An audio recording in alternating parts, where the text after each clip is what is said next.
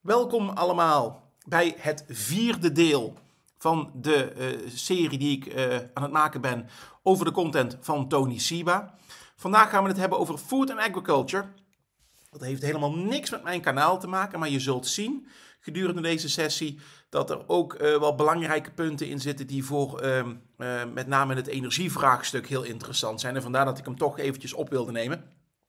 Ik ga gedurende deze video dus iets minder commentaar geven, maar ik wil toch graag met jullie delen, dus laten we gauw van start gaan. Let's talk about the disruption of food and agriculture.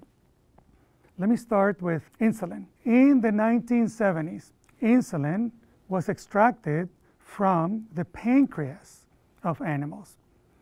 You needed 10,000 pounds of animal pancreas to make 1 pound of insulin. So essentially you needed 23,000 animals to create 1 pound of insulin. And then in the 1980s, a company called Genentech, working with Eli Lilly, developed insulin using a new technology that I call precision fermentation. It wasn't animal insulin, it was human insulin. Essentially, they created a technology, they modified the yeast to make insulin. And at the time, of course, that technology was very expensive, 40 plus years ago. But human insulin disrupted animal insulin in about 13 years, even though it's healthcare, right? So the mainstream would say healthcare is slow, it can't be disrupted. Well, here's the S-curve of precision fermentation, human insulin. So what is precision fermentation? This is a concept that I coined in my report with Catherine Tubb called Rethinking Food and Agriculture, which we published in September 2019. So if you think about beer fermentation, you take a microorganism, a yeast, and you feed it sugar, you feed it wheat, you feed it nitrogen, and so on, and out comes beer. The difference with precision fermentation, you genetically modify the yeast so that it can produce the ingredient that you want, in this case a protein. So the protein itself cannot be genetically modified, right? The yeast is. Ja, dit is een hele belangrijke wat hij aanhaalt, hè, wat vaak toch wel voor wat ophef zorgt in dit stuk. Genetisch gemodificeerde onderdelen. Het gaat dus puur om de schimmel die genetisch gemodificeerd is, dus die het werk doet, maar niet het uiteindelijke eindproduct. En dat is wat hij hier even aanhaalt, terecht vind ik. Maar dat moet je wel eventjes meenemen uit dit stukje van zijn betoog. But there's no genetic material in proteins, none. Anyone who tells you GMO protein is lying to you. Proteins have exactly no genetic material, right? So how is precision fermentation going to disrupt milk? Well, milk is essentially water. Milk is almost 90% water. 3.3% of milk is proteins. And that is the commercially valuable part of dairy. 3% of milk is valuable. Everything else is water, or you can get elsewhere. So essentially you disrupt 3% of that milk bottle and that industry is gone, right? So the precision fermentation disruption of dairy is a business-to-business ingredient disruption.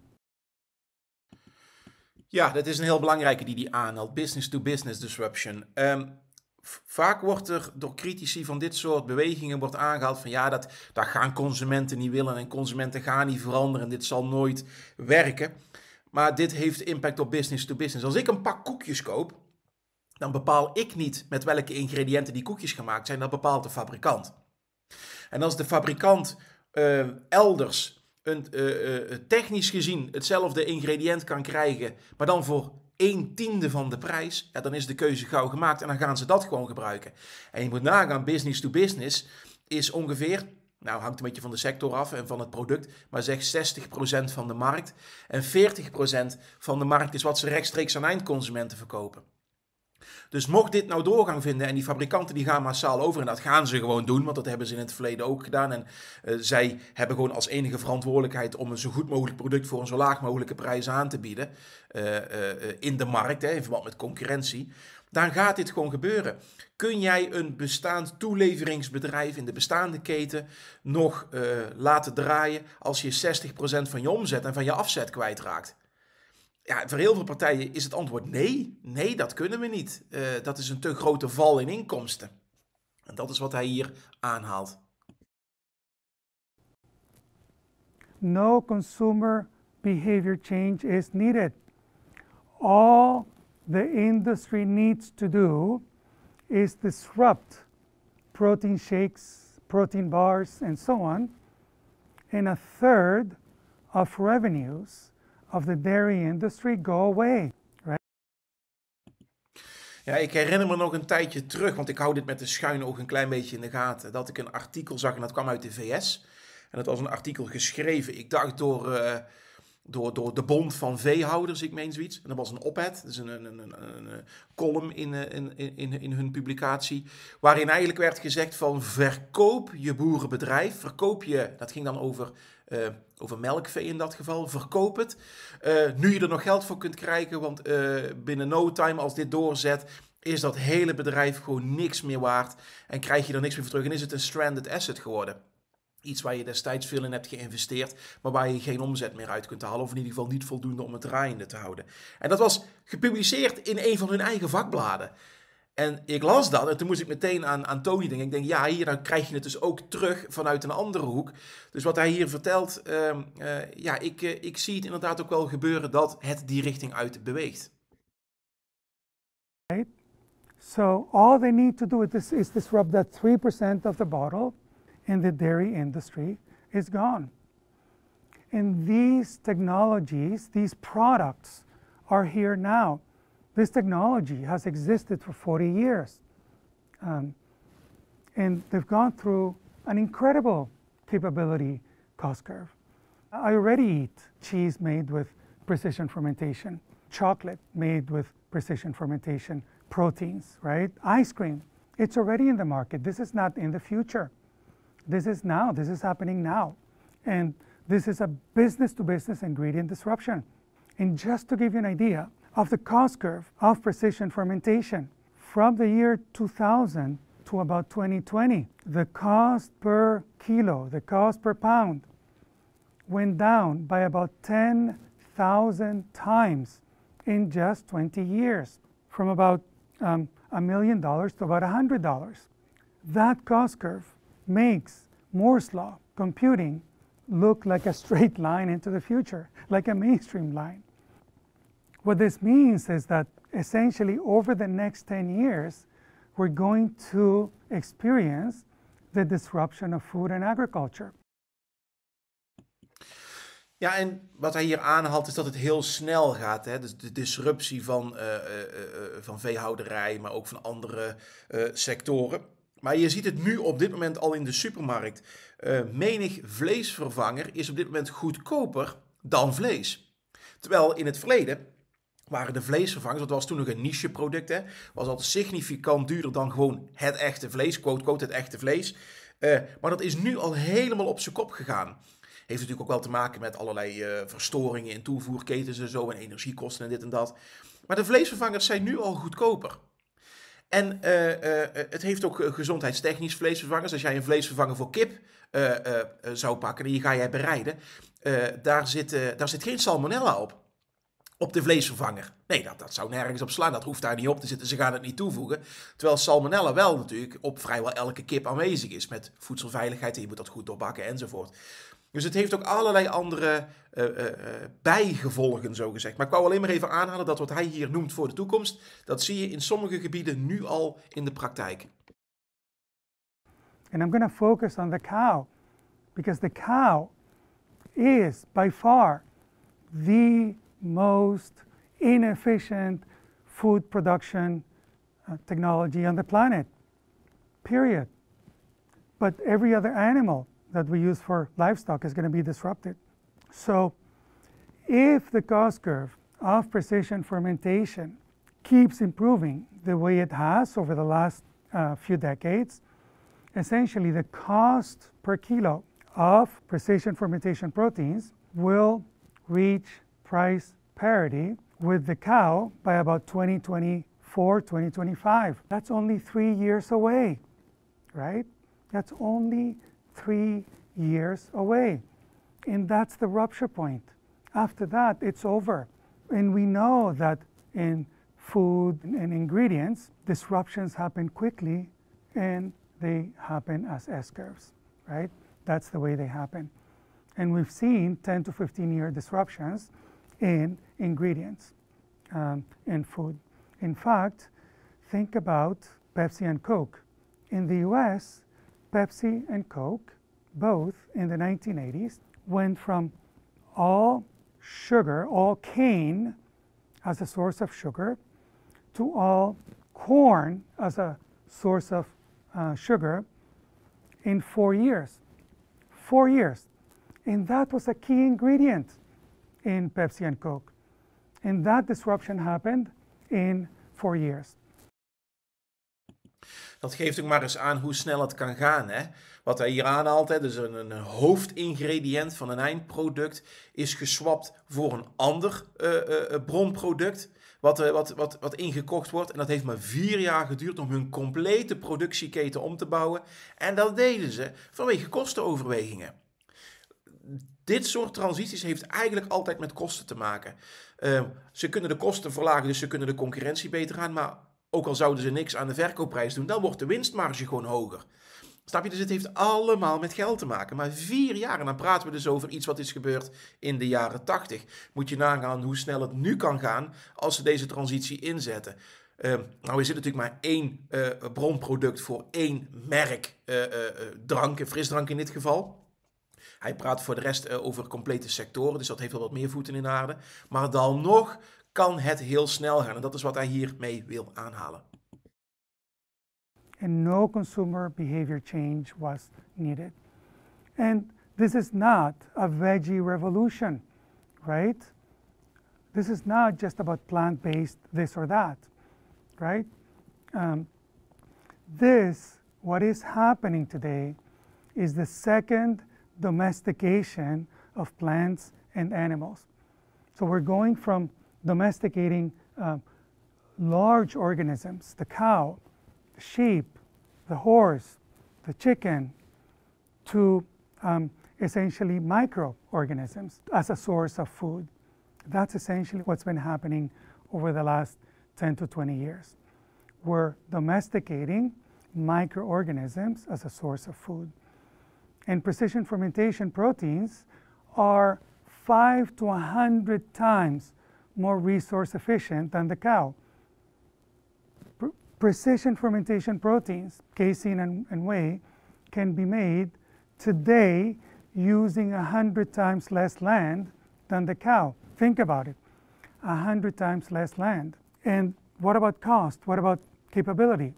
Well, there's an Israeli company called Remilk that announced that they're going to open the world's largest facility to create cow-free milk in Denmark, right? So in this one facility, they're going to make the equivalent, the dairy equivalent of 50,000 cows. 50,000 cows in a 750,000 square foot facility, right? Which is a standard industrial size facility.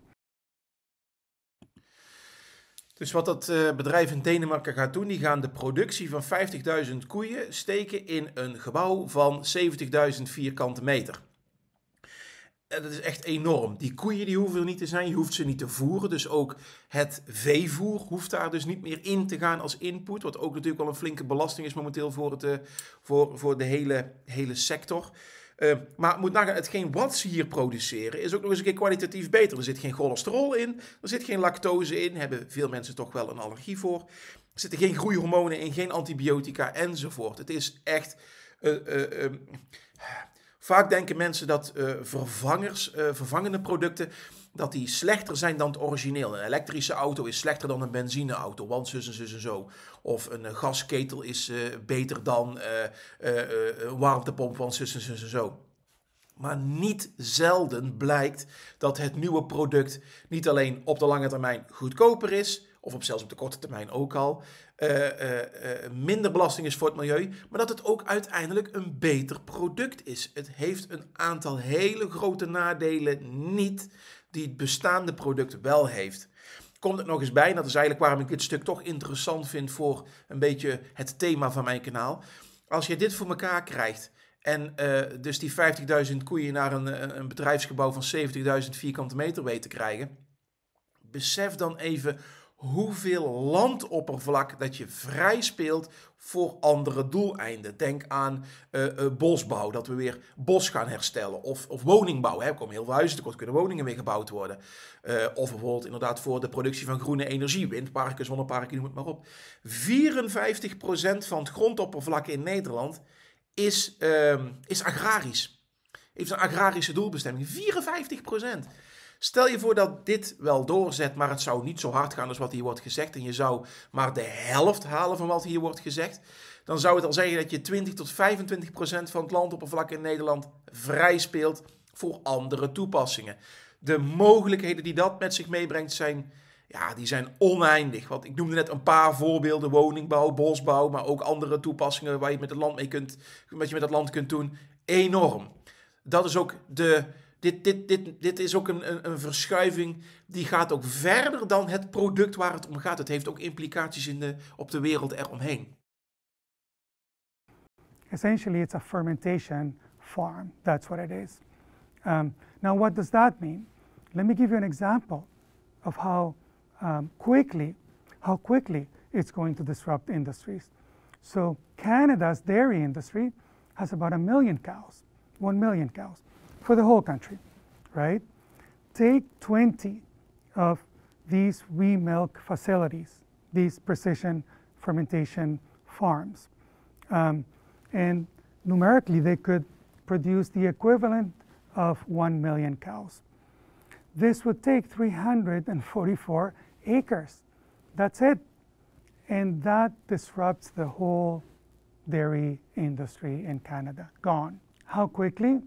Well, the CEO of Free Milk says that by 2024, they can produce dairy as cheap as animal protein. 2024 is within the cost curve that I published 3 years ago.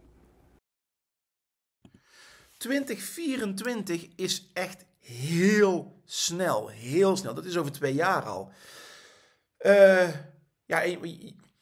Je ziet in die sector een aantal dingen nu samenkomen. Heel strikte regelgeving speelt ze parten. Ik ken een aantal boerenbedrijven en eigenlijk wat ik bij die verschillende bedrijven telkens weer terug hoor komen is een langspelend thema. Dat is de opvolging. Wie gaat het bedrijf overnemen? Wie is de opvolger? Is er vaak niet. Of ze hebben wel kinderen, maar die kinderen zijn niet geïnteresseerd om het bedrijf voor te zetten. Dat zijn allemaal problemen die meespelen. Maar daar komt dit nog eens bij. Wat wel echt een existentiële bedreiging is voor de sector en voor de producten die ze maken. En dit gaat echt heel hard. Ook wat ik net al aangaf, vanwege dat business to business. Het is met een knip van de vinger, kan een producerend bedrijf zeggen van hey, ik switch van dit ingrediënt naar dat ingrediënt. En daar heb je als consument niks mee van doen. Je merkt het vaak niet eens. Dat gaat heel, heel hard. Dus dat haalt hij hier terecht aan, vind ik. Right, so this is happening. Even if it's 2025 or 6, it's only 3-4 years away. This is not 20 years away, or 30 or 40 as the mainstream would say. This is now. We have to prepare for that, right? These facilities, fermentation farms, are going to be the new food farms. In precision fermentation farms, we're going to create our proteins. Precision fermentation farms will be the new food farms.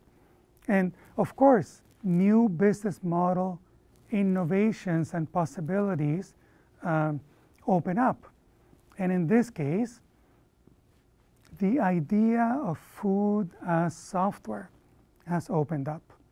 Essentially, the idea that we can design food the way that we design an app, or the way that we design graphics. And that is not possible with our existing system, right? But that is possible with food as software. Sadly, the proteins that we, the world, eat today come from just a few plants and animals that we domesticated thousands of years ago. 12 plants and 5 animals account for 75% of food. 12 plants and 5 animals. There are millions of plants on Earth, millions of animals on Earth, and we only use less than 2 dozen to eat. That is sad, if you ask me, right? There's a huge possibility space out there. So with food as software and precision fermentation, we can make proteins from any animal, from any plant, right? At speed and scale. And in fact, the number of possible proteins mathematically is infinite. It is infinite. I did the numbers. The number of possible proteins is larger than the number of atoms in the universe. And it's not just about the cow, and it's not even about food. Precision fermentation is disruptive across many sectors. So even today, it's being used for cosmetics, collagen, for instance. Human collagen is being made today with precision fermentation, and materials, spider silk, health, biologics, human growth hormone, insulin, sweet proteins. Sweet proteins are going to be so disruptive. So one of these proteins, called Precisie, is about 1,000 times sweeter than cane sugar. 1,000 times sweeter. So 1 pound of Precisie can sweeten the equivalent of 1,000 pounds of sugar. Think about that. Without the insulin reaction. This is super disruptive. It's not the same system. Hij schiet daar heel gauw even overheen, maar without the insulin response. Dus ook voor mensen die bijvoorbeeld diabetes zijn, en dat zijn er toch stiekem best een hoop, kun je dus toch weer zoete producten maken, wat voor hen geen gezondheidsconsequenties heeft. Dat is de kansen die daar voor bedrijven liggen, dat is extreem. And meat is going to follow the same pattern as the disruption of dairy. And you don't need the high penetration, even within the product, to be disruptive. Now, you know, Impossible Burgers, they only have 2%. Their magic ingredient, which is heme, which is the ingredient that makes meat smell and taste like meat, it's only 2% of their burgers, only 2%, right? So think about how GE got disrupted with only 2% market penetration of solar, wind, and battery. Same thing is happening with meat. Ja, wat je nu ook al ziet, is dat eigenlijk vrijwel elk fastfoodrestaurant een compleet veggie menu heeft. Met eigenlijk van elk product wat ze op het normale menu hebben staan een equivalent. En dat is niet net als vroeger dat de vleesvervanger dat het een soort van rubberen schoenzool was zonder smaak wat je zat te eten. De producten zijn ook echt heel goed geworden de laatste jaren. En ik zie het eigenlijk wel gebeuren dat over een aantal jaren diezelfde producten nog steeds op het menu staan, maar dat niet eens meer wordt vermeld dat het een vegetarisch product is, maar dat het gewoon wordt verkocht als het product. Want je moet nagaan, het wordt straks ook nog eens een keer vele malen goedkoper om voor dat nieuwe veggie product te gaan, qua productie en qua verkoop, dan om het origineel te handhaven. Dat zal nog wel beschikbaar zijn, maar ik zie de prijs daarvan nog wel significant hoger worden.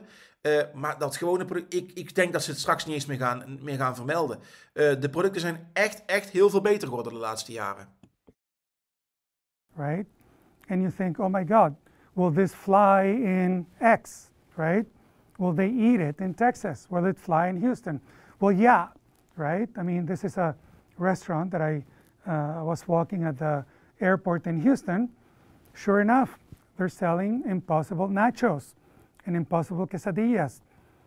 And the menu doesn't say that it's a veggie nacho or veggie quesadilla.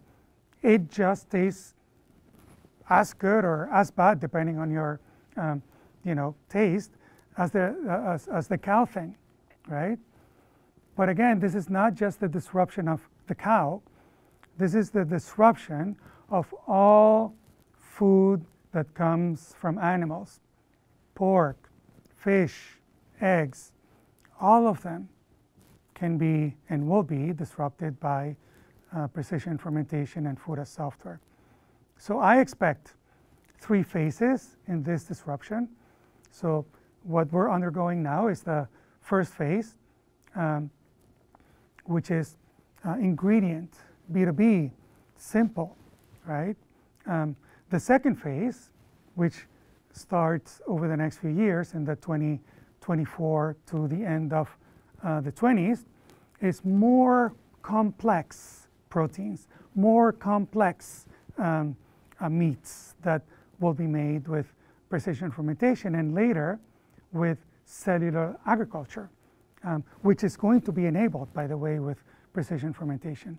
And I expect that by 2035, essentially all the animal extraction industry, all the livestock as food industry will be gone.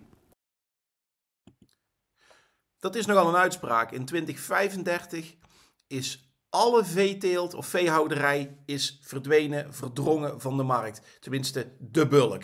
Dat is best een bouwde uitspraak voor een relatief korte horizon richting de toekomst. Dus ik hoor dit eigenlijk nooit genoemd worden in het algemene debat. Of ook in andere normale publicaties hoor ik dit eigenlijk nooit genoemd worden. Maar dat is nogal een belangrijke constatering. Dus ook hier geldt, neem dit zeker mee. Right? By 2035, it's pretty much over. I mean, I expect the dairy industry to be bankrupt by 2030. That's, only less than 10 years away. But the whole livestock industry by 2035. Now, that doesn't mean that after 2035 you can't eat, a cow. You can. But it's going to be a little bit like the horse and the car. You can still ride a horse, but it's not going to be a mainstream form of transportation. And it's going to be very expensive, right? Just like owning a horse is very expensive. Tot zover dit onderdeel van zijn 5-luik. Morgen gaan we door naar de implicaties. Dus wat betekent alles wat we hebben besproken in de 4 delen tot nu toe? Wat betekent dat voor de toekomst? Wat gaan we zien? En waar gaan we naartoe? Dus ik nodig jullie uit om morgen ook nog te kijken naar het laatste deel. Mocht je dit terugkijken, dan kun je waarschijnlijk al doorklikken naar het laatste deel. Mochten er nog vragen of opmerkingen zijn, laat het zeker onder deze video eventjes weten. En dan hoop ik jullie morgen weer te zien. Dankjewel.